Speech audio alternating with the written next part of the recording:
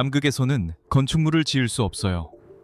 남극은 우리의 설계를 거부하고 수많은 방법으로 우리의 시도를 막아냅니다. 남극은 건축물을 파묻고 얼립니다. 남극은 건축물을 고립시키고 바다로 떨어져 나가게 하며 그 안에 있는 불운한 사람들을 전혀 신경 쓰지 않고 파괴를 일으킵니다. 하지만 한 명의 건축가에게는 이러한 장애물들이 변화하는 미래를 위한 기회로 보입니다. 그의 이름은 휴 브로튼이며 건축의 마지막 개척지라고 불리는 이 지역에서 그 누구보다도 이곳을 사람이 살 수 있게 만드는 데 앞장서고 있습니다. 그는 남극에서 가장 첨단 연구시설 중 여러 곳을 설계했습니다. 스키 위에 세워진 유명한 할리식스 기지부터 로데라의 새로운 디스커버리 빌딩, 그리고 차세대 스페인, 뉴질랜드, 호주 극지기지까지 말이죠. 당연한 질문이겠지만 왜일까요? 그 이유는 우리 대부분이 남극을 멀고 외진 얼어붙은 황무지로 생각하며 별로 가치가 없다고 여기지만 실제로 남극은 지구상에서 가장 중요하고 가장 빠르게 변화하는 곳 중 하나이기 때문입니다. 이 대륙은 여러 다양한 분야에서 과학 연구에 엄청난 기회를 제공할 뿐만 아니라 믿기 어렵겠지만 지정학적으로도 매우 중요한 의미를 가지고 있습니다. 얼음 아래에는 유럽보다 더 큰 대륙이 자리 잡고 있으며 그 대부분은 어떤 나라에도 속하지 않습니다. 그리고 그 얼음은 녹고 있습니다. 이 잊혀진 대륙이 점점 더 접근하기 쉬워지면서 최근에는 관광객이 급증하고 있습니다. 믿기 힘들겠지만 우리는 미래의 전혀 다른 세계 지도를 보게 될지도 모릅니다. 휴 브로튼과 그의 후계자들이 남극 대륙을 얼마나 개발하게 될까요? 언젠가 이 대륙은 얼마나 쉽게 접근할 수 있게 될까요? 남극은 앞으로도 소유국 없이 남을까요? 아니면 특정 국가에 속하게 될까요? 그 결정은 어떻게 이루어질까요? 이런 질문들은 거의 아무도 필요하다고 예상하지 못했습니다. 이번 루킹 포 에피소드에서 이 질문들을 조사하겠습니다. 이 신비로운 장소와 그곳과의 아직은 짧은 우리의 관계를 함께 탐구해 봅시다. 초기 탐험부터 현대 개발, 그리고 앞으로 펼쳐질 놀라운 가능성까지 모두 살펴보겠습니다. 수세기 동안 인류에게는 지구의 맨 아래쪽에도 무언가가 있을 것이라는 사실이 분명했습니다. 하지만 최근까지 아무도 그 정체를 몰랐습니다. 많은 사람들이 거대한 대륙이 있을 것이라고 추측했습니다. 아리스토텔레스조차도 지구가 균형을 이루어야 하므로 북반구의 대륙에는 남반구에도 대륙이 있어야 한다고 추론했습니다. 로마의 수학자이자 천문학자 프톨레마이오스는 인도양이 아프리카, 인도, 남쪽 대륙에 둘러싸여 있다고 지도에 표시해 이 개념을 지도화하는 데 기여했습니다. 이 가정은 이후 르네상스와 대항해 시대 유럽 지도 제작자들에게 계승되어 이 신비롭고 보이지 않는 대륙을 테라 아우스트랄리스 인코그니타라고 불렀습니다.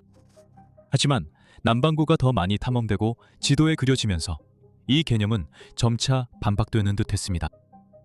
호주, 뉴질랜드, 그리고 남아메리카의 키에라 델 푸에고가 모두 하나의 거대한 남쪽 대륙에 속하지 않는 것으로 점차 밝혀지면서 이 신화는 점점 줄어들었지만 완전히 사라지지는 않았습니다. 1770년대 에 제임스 쿡 선장과 그의 선원들은 최초로 남극권 너머까지 항해한 사람들이 되었지만 그들은 여전히 아무것도 발견하지 못했습니다. 이것은 중요한 일이었습니다. 왜냐하면 만약 남쪽 대륙이 존재한다면 그것은 너무 남쪽에 있어서 극지방의 얼음으로 뒤덮여 있다는 것을 증명했기 때문입니다. 약 50년 후, 그리고 이상하게도 거의 동시에 러시아 탐험가 파비안 고틀리브 폰 벨링스하우젠과 영국 해군 장교 에드워드 프랜스필드는 각각 독립적으로 처음으로 남극 대륙을 목격했습니다. 몇 달 후 미국의 물개잡이 선장 너세니얼 파머도 육지를 목격했습니다. 이 세 번의 목격은 모두 1820년에 일어났습니다. 대륙에 처음 상륙했다고 주장한 것은 1년 후 영국의 미국인 물개잡이 선장 존 데이비스였습니다. 하지만 여기서 주장했다는 점을 강조해야 합니다. 하지만 데이비스가 기술적으로 최초였는지 여부와 상관없이 몇 년 안에 남극은 모피, 가죽, 기름을 얻기 위해 물개를 사냥하는 배들의 정기적인 목적지가 되었습니다. 그 후 수십 년 동안 남극은 과학자들과 지도 제작자들의 목표가 되기도 했습니다. 하지만 세기가 저물어갈 무렵 지도에 점점 더 많은 부분이 채워지기 시작했음에도 불구하고 그 외딴 대륙은 여전히 근본적으로 사람이 살 수 없고 신비로운 곳으로 남아 있었습니다. 그리고 1890년대 후반 남극 탐험의 시대가 시작되었습니다. 서던 크로스 원정대는 남극 대륙 본토에서 최초로 겨울을 난 탐험대가 되었습니다. 약 10여 년 후 노르웨이 탐험가 로알 아문센이 최초로 남극점에 도달하며 영국과 노르웨이 사이에 치열한 경쟁 구도를 만들었습니다. 그리고 정말로 몇 년 후 영국 탐험가 어니스트 셰클턴이 남극 대륙을 바다에서 바다로 횡단하는 원정을 이끌었습니다. 하지만 기술적으로는 실패한 원정이었습니다. 그러나 셰클턴과 승무원 전원이 2년 반의 고난을 모두 견디며 전설이 되었습니다. 제2차 세계대전 이후 남극은 영웅적인 탐험에서 연구 기지 생활로 변화했습니다. 1957년 7월부터 1958년 12월까지 12개국이 남극에 50개의 연구기지를 세웠습니다. 이로 인해 1959년 12월 1일 남극조약이라고 불리는 중요한 문서가 체결되었습니다. 이제 그 내용을 설명해드리겠습니다. 남극조약은 겉보기에는 단순하고 예측 가능한 문제 때문에 생겨났지만 그 문제는 당시에도 그리고 오늘날까지도 명확한 해결책이 없습니다. 누가 남극을 소유하고 있을까요? 1950년대에 접어들면서 칠레, 아르헨티나, 영국과 같은 나라들은 남극 대륙의 영유권을 주장했고 그중 일부는 실제로 서로 겹치거나 충돌하기도 했습니다.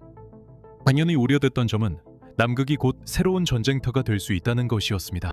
군사화되고 자원을 위해 채굴되고 영유권을 두고 다투며 어쩌면 그보다 더 나쁜 상황이 벌어질 수도 있다는 것이었습니다.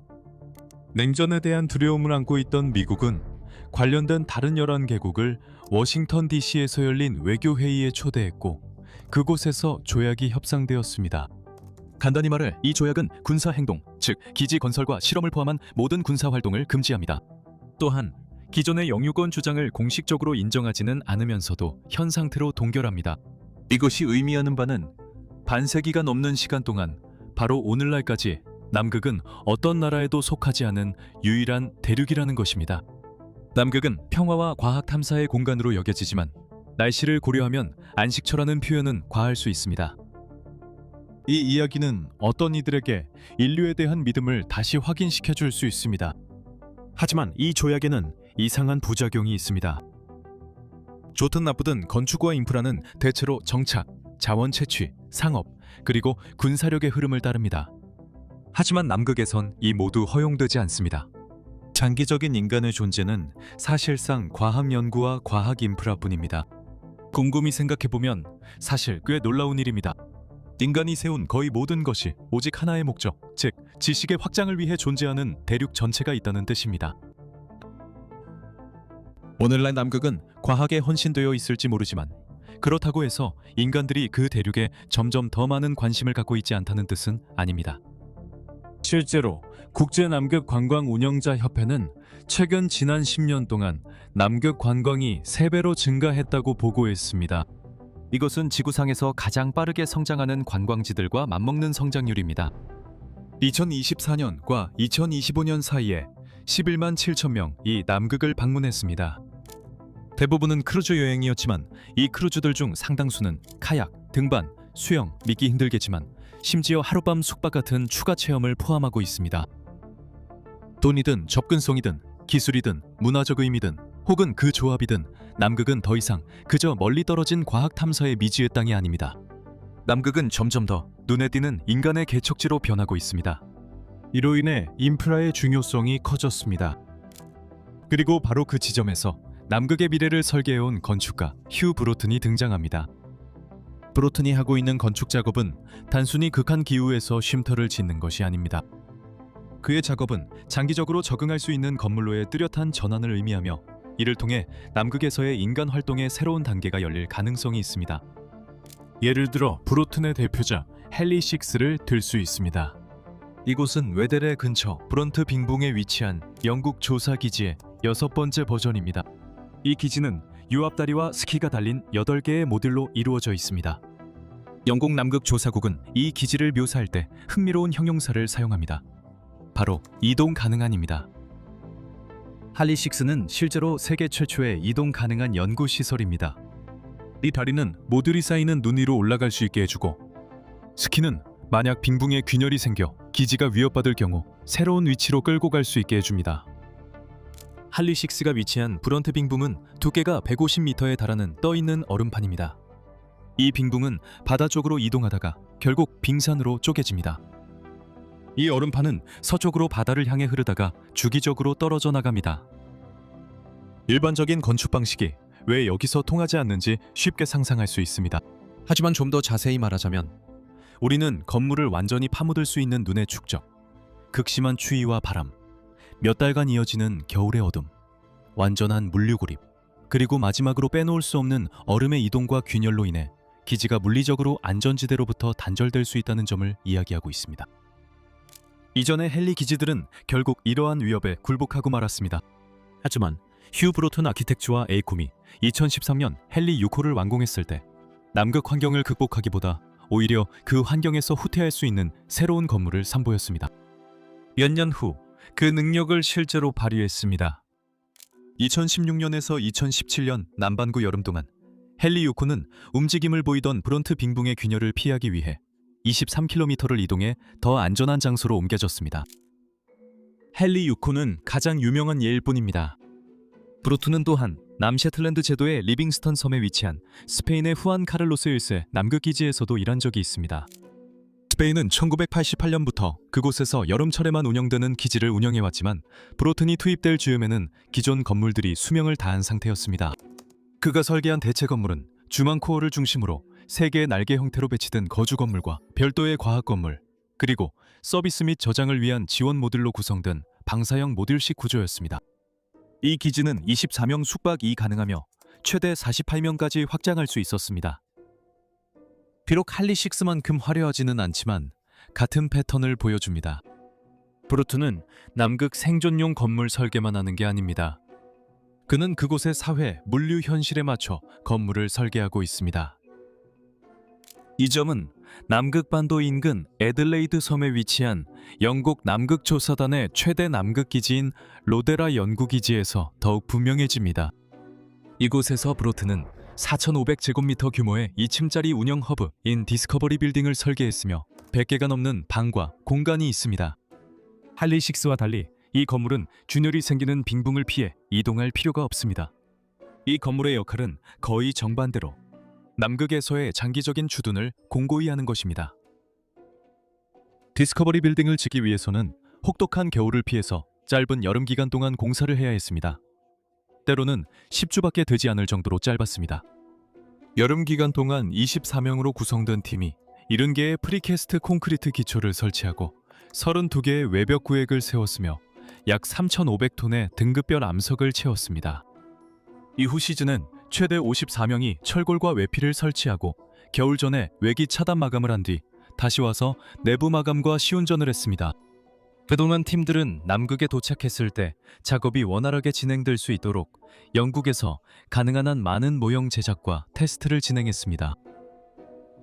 이 건물은 전력, 식수, 통신, 의료 공간, 작업장, 저장 공간, 사무실, 현장 준비 구역, 심지어 휴게 공간 등 수많은 이점을 제공합니다. 이 모든 것이 하나의 중앙 구조물에 통합되어 비효율적이고 노후된 기존 건물들을 대체합니다. 그리고 이와 같은 논리는 브로튼의 뉴질랜드 스콧 기지 작업에서도 나타나는데, 이곳의 계획은 3개의 상호 연결된 고단열 건물을 눈더미를 줄이기 위해 높게 올리고 100명이 생활할 수 있도록 설계하는 것입니다. 앞으로 50년 동안 이곳에서 남극의 빙하, 생태계, 대기, 그리고 전지구 기후 시스템에 미치는 더 넓은 영향까지 연구하는 극지 기후 연구가 지속적으로 지원될 것입니다. 이 논리는 또한 호주의 남극 인프라 정비 프로그램과 관련된 그의 작업에서도 나타나며, 여기에는 앞으로 몇 년 동안 진행될 데이비스 기지의 업그레이드도 포함됩니다. 이 역시 남극이 어떻게 변화하고 있는지, 그리고 그 변화가 지구 전체에 어떤 의미가 있는지 이해하는 더 넓은 사명을 지원하게 될 것입니다. 이 프로젝트들을 종합하면 남극의 미래가 갑작스러운 도시화나 개발이 몰려드는 모습이 아님을 시사합니다. 그것은 훨씬 더 낯설고 더 영구적이며 더 정교하고 더 신중하게 관리되는 인간의 주둔입니다. 이것은 다음 질문을 제기합니다. 만약 남극이 더 쉽게 접근할 수 있고 연구의 중요성이 커지며 방문하고 싶은 유혹이 커진다면 미래의 남극은 어떤 모습일까요? 물론 솔직한 대답은 아무도 모른다는 것입니다. 하지만 이제는 예전과 달리 여러 가지 미래가 가능해 보입니다. 첫째, 남극이 조약이 처음 상정했던 모습에 대체로 머물 가능성을 염두에 두어야 합니다. 평화와 과학을 위한 대륙, 도시도 없고 대규모 정착도 없으며 정상적인 경제도 없는 곳입니다. 그런 미래에는 인간의 주둔이 점차 늘지만 신중하게 진행됩니다. 더 많은 연구기지, 더 나은 활주로, 더 튼튼한 두두, 더 깨끗한 전력 시스템, 더 많은 환경 모니터링, 그리고 브로튼의 건물과 같은 시설들이 늘어날 것입니다. 정복을 위한 건축이 아니라 절제를 위한 건축입니다. 하지만 솔직히 점점 더 가능성이 높아 보이는 또 다른 일은 기후변화로 인해 남극이 외부 세계의 운명에 훨씬 더 중심적인 역할을 하게 될 수 있다는 점입니다. 가장 최근 명화 탄현은 서남극 스웨이츠 빙하입니다. 이 빙하는 종말의 빙하라는 별명으로도 유명합니다. 이 빙하의 분지는 대략 19만 2천 제곱킬로미터로 미국 플로리다 주보다도 큽니다. 스웨이츠 빙하가 완전히 붕괴되면 전 세계 해수면이 약 65cm 상승할 수 있습니다. 더 우려되는 것은 스웨이츠 빙하가 서남극 빙상의 일부를 지탱하고 있다는 점입니다.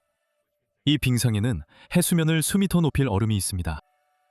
빙하가 내일 사라진다는 뜻은 아니지만 최근 보도에 따르면 동쪽 빙붕이 곧 붕괴될 수 있다고 합니다. 그럴 경우 빙하가 바다로 흘러드는 속도를 늦추던 지지대가 사라질 수 있습니다. 그런 미래에서 남극이 중요한 이유는 사람들이 그곳에 살 수 있기 때문이 아니라 남극의 얼음이 앞으로 어떻게 변하느냐에 따라 해안가에 사는 수십억 명의 사람들의 삶이 달라지기 때문입니다. 세 번째로 가능한 시나리오는 인간 활동의 압박이 계속 증가할 것이라는 점입니다. 강건은 10년 만에 3배로 늘었지만 중요한 건 관광 이상의 의미가 있다는 점입니다. 남극은 점점 더 접근하기 쉬워지고 더 눈에 띄게 되며 전 세계와 더 얽히고 있습니다. 마지막으로 미래는 하나의 극적인 시나리오가 아니라 여러 가지가 충돌하는 모습일 가능성이 높습니다. 과학, 관광, 기후위기, 지정학적 관심, 환경보호, 그리고 인프라까지 이 모든 것들이 그 하나의 금단의 대륙을 향해 몰려들고 있습니다. 남극이 어떤 모습이 되든 그 미래는 탐험가, 과학자, 외교관 혹은 기후 모델만으로 결정되지 않을 것입니다. 그 미래는 또한 건축, 즉 인간이 그곳에 어떻게 머물 수 있는지, 얼마나 최소한으로 머물 수 있는지, 그리고 마지막 개척지를 자신들이 온 세계의 또 다른 연장선으로 만들지 않고 건설할 수 있는지 결정하는 물리적 시스템에 의해 좌우될 것입니다. 브로트는 헬리6 계약을 따낸 후 혁신을 가속화할 수 있음을 입증했습니다. 그리고 그의 이후 프로젝트들은 그가 남극을 미래에 대비시키는 데 있어 인프라의 중요성을 누구보다 잘 이해하고 있음을 보여줍니다. 미래가 어디로 향할지에 대한 흥미롭고 우려스러운 단서들이 있지만 도달하기 전까지는 확실히 알 수 없습니다. 영상 시청해 주셔서 감사합니다. 남극의 최신, 혁신적인 설계에 대해 알아보는 것을 즐기셨다면 두바이가 호르무즈 해협을 우회하려는 뜻밖의 계획에 관한 저희의 최근 영상을 시청해 보시기 바랍니다. 수십 년 만에 재현된 가장 야심찬 공학 프로젝트 중 하나이며 그 세부 사항은 아마 여러분을 놀라게 할 것입니다. 오늘은 여기까지입니다. 다음 시간에 루킹4에서 다시 뵙겠습니다.